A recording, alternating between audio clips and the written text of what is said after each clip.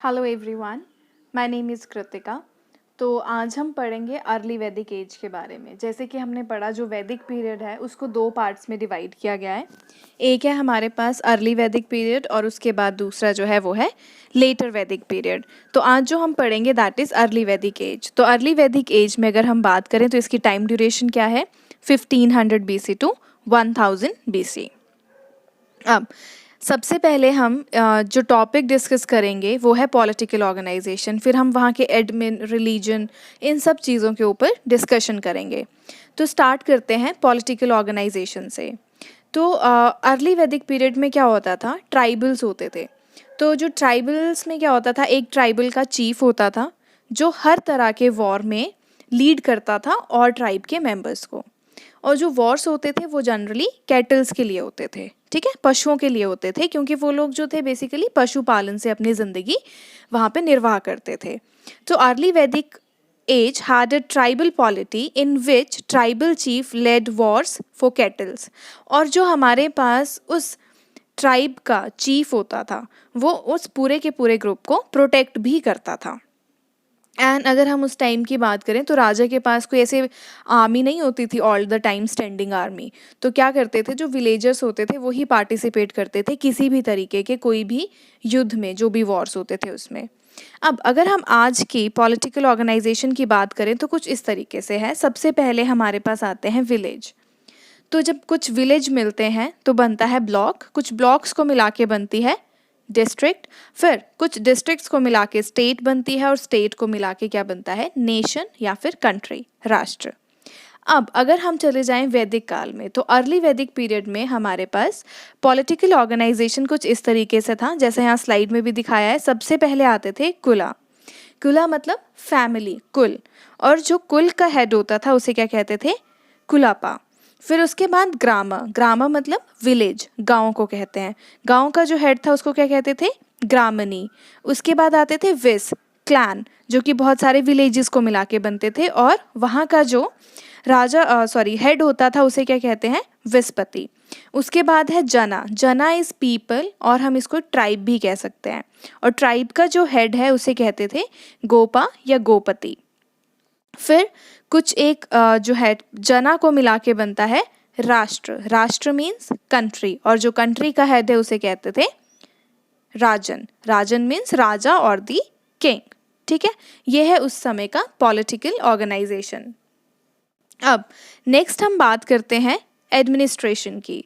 तो अगर हम एडमिनिस्ट्रेशन को देखें तो rajan was at the centre of admin machinery of the Aryans. तो आर्यंस का जो सेंटर ऑफ एडमिन था वो था राजा। अब जो राजा था वो हर एक डिसीजन खुद नहीं लेता था, तो उसको असिस्ट करते थे कुछ और ग्रुप्स, जिनमें हमारे पास आते हैं पुरोहित, जिन्हें कहते हैं प्रीस्ट। फिर आते हैं senani, general of the army, gramani, village के जो हेड थे, एंड स्पसा। स्पसा मतलब स्पाइस, मतलब जासूस। तो अब जो राजा है उनको असिस्ट करते थे पुरोहित। अगर हम बात करें ऋग्वैदिक पीरियड की तो ऋग्वेद में दो इम्पॉर्टेंट प्रीस्ट के नाम जो है वो मेंशन है, और वो दो जो प्रीस्ट्स हैं वो हैं विश्वामित्र और वशिष्ठ। विश्वामित्र और वशिष्ठ। और कहा जाता है as per Rigveda Vishwamitra composed the Gayatri mantra. तो ये आपको पता होना चाहिए, राइट। तो जो दो मेन और इम्पॉर्टेंट प्रीस्ट थे उस टाइम के वो कौन है, Vishwamitra and Vashishtha, and Vishwamitra composed the Gayatri mantra. Next चलते हैं। तो जैसा कि मैंने आपको पहले भी बताया, राजा की कोई भी रेगुलर या स्टैंडिंग आर्मी नहीं होती थी। तो जब युद्ध होता था राजा क्या करता था, जो मिलिटेंट्स थे उनको इकट्ठा करता था, और जो मिलिट्री एलिमेंट था वो बहुत ही स्ट्रॉन्ग था ट्राइबल गवर्नमेंट का, ठीक है। तो जैसे मैंने आपको पहले भी बोला कि जो ट्राइबल पॉलिटी थी वो बहुत स्ट्रॉन्ग थी। ट्राइबल का चीफ था जो बताता था कि वॉर कैसे करना है, वो प्रोटेक्ट भी करता था ट्राइबल ग्रुप्स को। तो वही मिलिट्री के एलिमेंट्स थे उस टाइम, वही ट्राइबल सिस्टम के लोग जो थे वो वॉर्स में हिस्सा लेते थे। अब अगर हम बात करें टैक्स कलेक्शन की, तो पहले के टाइम पे अगर हम देखें तो टैक्स कलेक्शन एज सच जो है ज़्यादा इसका कोई इम्पॉर्टेंट रोल नहीं था। रीज़न बिहाइंड, पहले जो लोग थे वो पशुपालन करते थे, कबीलाई लोग थे, ट्राइबल पीपल थे, तो वो एक जगह नहीं रहते थे, जिस वजह से टैक्स कलेक्शन का जो है मिनिमल या फिर ज़ीरो रोल हम कह सकते थे। अब हमने यहाँ पे देखा कि जो राजा था उसके अलावा वो हेल्प लेता था स्पाइस की। तो अगर मैं बात करूँ जासूसों की, तो पहले जासूसों को कोई इनाम नहीं मिलता था जस्टिस के लिए, ठीक है। There were no special offerings for the justice, लेकिन जो स्पाइस थे वो रखे गए थे जासूस, ताकि वो ध्यान रखें कि नगर में कोई चोरी डकैती तो नहीं हो रही है। इन सब चीज़ों का वो ध्यान रखते थे। बाकी जो हमारे पास पशु जहाँ पे वो पालते थे लोग, वैदिक पीपल जहाँ पे वो अपने पशुओं का पालन करते थे, वो जो लैंड होता था उस पे हायर अथॉरिटी जो थी वो व्रजापति की होती थी, ठीक है। व्रजापति जो है वो जो है बताते थे ग्रामानीस को बैटल में कि किस तरीके से युद्ध लड़ना है, वो उनको लीड करते थे किसी भी बैटल में, राइट। इसके अलावा एक प्रथा थी उस टाइम पे, दैट इज़ बलि की प्रथा। बलि का मतलब होता था कोई भी अपनी मर्जी से अगर कुछ चीज़ ऑफर में देना चाहता है किसी और को, तो जनरली जो बलि थी, ठीक है, जो ये एक ऑफरिंग थी, ये लोग किसको देते थे? चीफ्स को देते थे अपने, ठीक है। तो ये बलि किसको दी जाती थी? चीफ्स को दी जाती थी। नेक्स्ट है हमारे पास पॉपुलर असेंबलीज। तो अगर हम अर्ली वैदिक पीरियड की बात करें तो दो मेन असेंबलीज जो हैं वो नोटिस में आती हैं। पहली है सभा, दूसरी है समिति। सभा में कुछ बुजुर्ग लोग होते थे जो राजा को एडवाइस करते थे किसी भी एडमिन काम के लिए। तो यहाँ पे वो लोग देखते थे कि कौन सा लॉ जो है वो किस चीज़ पे एप्लीकेबल होना चाहिए।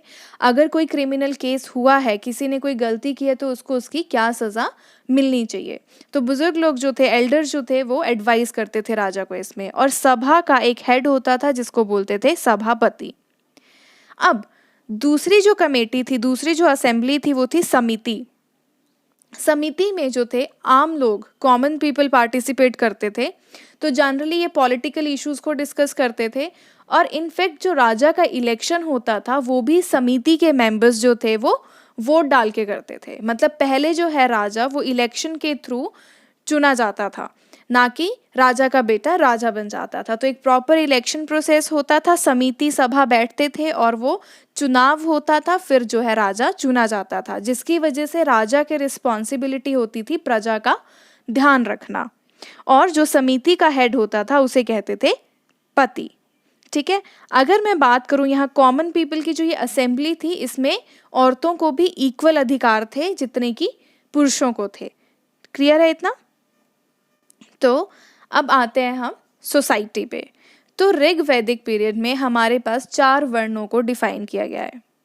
वो जो 4 वर्ण हैं, ये वर्ण आज तक चलते आते हैं आज समाज में: ब्राह्मण, क्षत्रिय, वैश्य और शूद्र। तो जिन लोगों ने अपने ऑक्यूपेशन को पढ़ाना या पूजा करना ये सब चीज़ें चुन लिया था, उनको बोलते थे ब्राह्मण। क्षत्रिय रूलर्स या एडमिन्स को, वैश्यस जो भी अपने बिजनेसमैन होते थे, फार्मर्स, मर्चेंट्स, वो वैश्य में आते थे। और उसके बाद थी शूद्रास कैटेगरी। जो शूद्रास थे वो जनरली लेबर्स होते थे, शिल्पकार होते थे, जो क्राफ्ट्स का काम करते थे। तो अगर हम बात करें अर्ली वैदिक पीरियड में, तो ये जो 4 वर्ण है ना, ये वर्ण जो थे कर्म के हिसाब से किसी भी इंसान को मिलते थे। मतलब लेट्स सपोज कि एक पर्सन है, उसने एक ऑक्यूपेशन चुना कि वो तो टीचर बनेगा, तो वो हो गया ब्राह्मण। लेट्स सपोज उस ब्राह्मण का बेटा जो है वो बन गया शिल्पकार, तो वो होगा शूद्र। ऐसा नहीं होगा कि ब्राह्मण का बेटा ब्राह्मण ही होगा। तो कर्म के हिसाब से वर्ण था कि आप जो काम करोगे उस हिसाब से आपको वर्ण मिल जाएगा। तो इसी तरीके से इसका मतलब क्या हुआ कि एक ही परिवार के मेंबर जो थे वो अलग अलग वर्णों के हो सकते थे। ऐसा नहीं था कि एक ही वर्ण के मेंबर एक परिवार में होंगे। उस टाइम पे एक और ये प्रथा थी कि जो विडोज थी, अगर कोई विधवा हो जाती थी स्त्री, तो वो अपने पति के छोटे भाई से विवाह कर सकती थी, ठीक है। ये बहुत अच्छी जो थी पहले, जो अगर हम बात करें अर्ली ऋग्वैदिक टाइम की, तो वहाँ कुछ एक चीज़ें बहुत ही अच्छी थी, जैसे कि आपका प्रोफेशन आपका वर्ण चुनता था। ऐसा नहीं होता था कि राजा का बेटा ही राजा होगा, जिससे कि पावर जो है सिर्फ एक बंदे के हाथ में नहीं आ जाती थी। उसके अलावा अगर हम बात करें फादर की प्रॉपर्टी पे, तो वो उस पर बेटे का हक होता था। इसके अलावा चाइल्ड मैरिज और जो सती प्रथा थी वो तब तक जो थी नहीं वहाँ पे मेंशन की हुई है कहीं पे भी। तो अर्ली वैदिक पीरियड टाइम पे जो है चाइल्ड मैरिज और सती प्रथा नहीं थी। अब वो लोग थे कबीलाई लोग, तो वो पशु पालन करते थे, जिसकी वजह से जो थे वो गाय को भी पालते थे। गाय को वो मानते थे कि cow is a symbol of prosperity and wealth. तो गाय को बहुत ही उच्च कोटि का दर्जा दिया गया अर्ली वैदिक टाइम में। तो अब गाय का पालन होता था तो दूध मिलता था, दूध से दूध के प्रोडक्ट्स बनते थे। जो हमारे पास ब्राह्मण कुल के लोग थे वो घर पे पढ़ाते थे, उनके घर को जहाँ वो लोगों को पढ़ाते थे उसे कहते थे गुरुकुल। इसके अलावा वैदिक पीपल जो थे वो फिश, बर्ड्स और एनिमल्स ये सब खाते थे, उनका मीट खाते थे। और अगर हम उनके क्लोथ्स की बात करें तो वो जनरली कॉटन, वूल या फिर डियर की स्किन के बने होते थे। अब जैसे कि मैंने पहले भी बोला कि इस पीरियड में औरतों को जो है हर जगह बराबर की अपॉर्चुनिटी मिली थी। काउ वॉज नॉट किल्ड, तो गाय को नहीं मारते थे। गऊ हत्या उस टाइम से ही पाप था। तो गाय को क्योंकि उच्च कोटि का दर्जा दिया गया, मैंने आपको पहले भी बोला कि गाय को वो symbol of prosperity and wealth मानते थे। तो ऋग्वेदा ने प्रिस्क्राइब की है डेथ पेनल्टी उन लोगों को जो कि गाय को या तो मारते हैं या उसके साथ कुछ भी दुर्व्यवहार करते हैं। अब अगर बात करें अल्कोहलिक ड्रिंक्स की, तो अल्कोहलिक ड्रिंक्स उस टाइम भी मदिरा पान होता था। तो सूरा और सोमा 2 अल्कोहलिक ड्रिंक्स है जिसका नाम मेंशन है। और हमने 2 चीज़ें देखी कि वहाँ के लोग कैसे गुजारा करते थे, पशुपालन और एग्रीकल्चर से। अब खुद को खुश रखने के लिए जो अम्यूज़मेंट्स थी उसमें क्या क्या था, गाने सुनते थे, डांस करते थे, डाइसिंग, चैरियट रेसिंग, ठीक है, शतरंज खेलते थे, चैरियट रेसिंग होती थी, घोड़ों के साथ रेस होती थी उस टाइम पे। तो ये जो थी अम्यूज़मेंट्स की चीज़ें थी। अब आते हैं रिलीजन पे। अगर मैं धर्म की बात करूं तो उस टाइम पे ना तो कोई मूर्ति पूजा करता था ना ही कोई मंदिर थे, लेकिन वो नेचुरल फोर्सेस की पूजा करते थे, जैसे कि अग्नि, पृथ्वी, वायु, वरुण, इंद्रा, इन सब चीज़ों की, सूर्य, इन सब की वो पूजा करते थे। मतलब फॉर एग्जाम्पल सूरज ने हमें रोशनी दी, गर्मी दी, तो सूरज की पूजा की। पानी जो ज़िंदगी बचा रहा है, ठीक है, इस तरीके से हर एक चीज़ की उन्होंने पूजा करनी शुरू कर दी। अब रिलीजन वाइज उस टाइम पे जो सबसे इम्पॉर्टेंट भगवान जिन्हें कहा गया है वो है इंद्रा। इंद्रा, इनको एक नाम से जाना जाता है, that is Purandara, that is destroyer of forts and lord of rain, बारिश का देवता, ठीक है। और जो सेकंड इम्पॉर्टेंट भगवान थे उस टाइम पे वो है अग्नि। तो इंद्रा, अग्नि और उसके बाद आते हैं सूर्य। तो अगर मैं बात करूं सूर्य की 5 रूपों में वो लोग जो थे वर्शिप करते थे, पूजा करते थे। एक तो होगा सूर्य ही। सूर्य किसको वो कहते थे, जो रोज सुबह आकाश में आता है अपने 7 घोड़ों पे बैठ के, Surya. Savitri goddess of light, तो जो सूरज से रोशनी आ रही है that is called as Savitri उस टाइम पे। और जो गायत्री मंत्र था वो किसको एड्रेस करता था, सावित्री को। तो ये बहुत इंपॉर्टेंट है, पहले भी एग्जाम्स में पूछा जा चुका है। तो Savitri goddess of light and the Gayatri मंत्र इज एड्रेस टू हर। उसके बाद मित्रा, सोलर गॉड, फिर विष्णु, वो भगवान जो अर्थ को 3 स्टेप्स में कवर कर देते हैं। फिर पुशान, गॉड ऑफ मैरिज, जो कि सड़कों को गार्ड करते हैं और जो भी हर्ड्समैन हैं और जो भी आवारा पशु हैं उनकी जो रक्षा करते हैं। तो सूरज की जो थी वो 5 फॉर्म्स में पूजा करते थे। और याद रखना है कि सावित्री जो है उनको, जो गॉडेस ऑफ लाइट है, गायत्री मंत्र उनको एड्रेस किया जाता है, उनको डेडिकेट किया गया है। क्लियर है। तो रिलीजन में इतना ही इम्पॉर्टेंट है। इसके अलावा कुछ और भगवान भी थे, जैसे Rudra, Pashupati, God of animals, जिनको आज शिव भी कहा जाता है। वैसे ही हमारे पास यमा, ये है father of God of death. Yamraj जिसे हम कहते हैं। वैसे ही सिंधु, सिंधु का मतलब है नदी, रिवर, तो रिवर गॉडेस को कहते हैं Sindhu. Ashwini, God of health, immortality and youth. तो ये कुछ और भी भगवान हैं जिनकी वो उस समय पे पूजा करते थे। अब पूजा करते किस तरीके से थे, मैंने आपको अभी बताया कि उस टाइम पे कोई भी मंदिर नहीं होते थे और वो मूर्तियों की पूजा नहीं करते थे। और बेसिकली वो जो लोग पूजा करते थे ना, वो अपने स्पिरिचुअल अपलिफ्ट के लिए पूजा नहीं करते थे, बल्कि उनका मेन पर्पस होता था कि अपनी प्रजा, पशु, फूड, हेल्थ और वेल्थ, इन सब चीज़ों के लिए वो पूजा करते थे, ठीक है। और पूजा में जाना जो थी, सेक्रीफाइस, बलि देना, ये भी चीज़ थी वहाँ पे। तो सेक्रीफाइस में हो सकता है वो वीट, बार्ले, कर्ड ये सब ऑफ़र करें, या फिर एनिमल ऑफरिंग्स भी होती थी, पशुओं की भी बलि दी जाती थी। और जो थ्योरी है पुनर्जन्म की, वो उस टाइम तक नहीं फाउंड हुई थी, ठीक है। Theory of rebirth was not completely found at that time. Next हमारे पास आता है इकोनॉमी। इकोनॉमी कैसी थी? तो हमने देखो, अगर जब हम अर्ली वैदिक पीरियड की बात करें, या अगर आपने मेरे पुराने वीडियोस देखे होंगे तो हमने ये डिस्कस किया था, जो वैदिक पीपल थे वो जो थे वो सिटीज़ में नहीं रहते थे। वो कहाँ रहते थे? विलेजेस में रहते थे, गाँव में रहते थे। उनके जो घर थे वो वुड्स और बैम्बूज से बने थे, क्ले होती थी फ्लोर पे। और कुछ एक जो है निशान मिले हैं कि जो उनका घर इस तरीके का होता था। वो भगवानपुरा है पंजाब में, और वहाँ की कुछ और साइट्स से मिला है जहाँ से पता चलता है कि उनके जो घर थे वो कैसे थे, वुड के बने हुए थे, बैम्बूज के बने हुए थे, राइट। नेक्स्ट आता है एग्रीकल्चर। अगर हम स्टार्ट करें तो अब एग्रीकल्चर शुरू हो गया था जब आर्यंस जो थे वो नॉर्थ इंडिया में आके सेटल हुए। आयरन डिस्कवर्ड हो गया था। हमने पढ़ा अपने इंडस वैली सिविलाइजेशन में कि उस टाइम तक लोहे का आविष्कार नहीं हुआ था, लेकिन इस टाइम पे लोहे का आविष्कार हो गया था। तो लोगों ने हल जो था खेत को जोतना शुरू कर दिया था। दे प्लोड द लैंड। और उस टाइम पे जो कुछ मेन क्रॉप्स थी उसमें barley, wheat, cotton and oil seeds ये सब आते हैं। और मैं आपको पहले ही बता चुकी हूँ, cows were the symbol of wealth and prosperity. हाँ, और उस टाइम क्या था ना, कॉइन्स डिस्कवर नहीं हुए थे, तो पैसे दे के चीज़ें नहीं खरीदते थे। तो क्या करते थे, उनके पास ज्वेलरी होती थी और कुछ पशु होते थे। तो कोई सामान अगर खरीदना है ना, तो उसके लिए फिक्स वैल्यू थी कि आप हमें इतनी चीज़ें दो और एक गाय लेके चले जाओ।